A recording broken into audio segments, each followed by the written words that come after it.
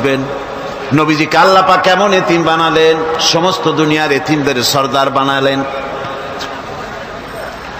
মায়ের পেটে যখন তিনি ছিলেন 6 মাসের সময় মায়ের পেটে থাকাকালীন বাপের এতিম হয়ে গেলেন।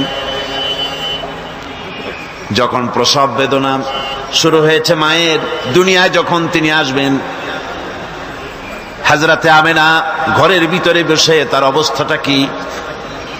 এই সন্তান পৃথিবীতে আসতে পারে, যিনি সবচাইতে বেশি খুশি হবেন তিনি তো আজ দুনিয়ায় নাই। মনের ভিতরে কত কষ্ট। আল্লাহ রাব্বুল আলামিন তার হাবিবকে দুনিয়া আনলেন। রাসূলের দাদা ঘরের সামনে তাঁবুর সামনে দাঁড়ায়া তায়েফ থেকে আগত সাদিয়া গোত্রের লোকদেরকে বলতেছেন, এই ঘরের ভিতরে একটা এতিম বাচ্চা আছে, বেশি টাকা কড়ি দেওয়া যাবে না, যদি দয়া হয় নিয়ে যাও। গরিব মানুষ, এতিম মানুষ দেখে শুনে কেউ আর নিতে চায় না। সবশেষে এলেন ভাগ্যবতী মেয়ে, ভাগ্যবতী মহিলা হযরতে হালিমাতুস সাদিয়া।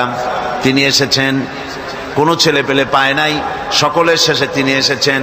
আব্দুল মুত্তালিব বলছেন, এই ঘরের মধ্যে একটা এতিম বাচ্চা আছে, দয়া হলে নিয়ে যেতে পারো।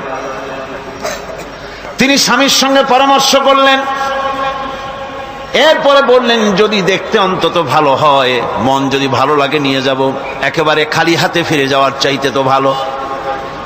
হযরতে হালিমা বলেন, আমি ঘরের মধ্যে প্রবেশ করলাম, মা আমেনার কোল থেকে শিশু মুহাম্মদ সাল্লাল্লাহু আলাইহি সাল্লামকে যখন আমি কোলে নিলাম, আমি হুজুরের চেহারার দিকে নজর করে দেখলাম, আমার কাছে মনে হলো যেন পূর্ণিমার চাঁদটা আমার কোলে ধরা দিয়েছে।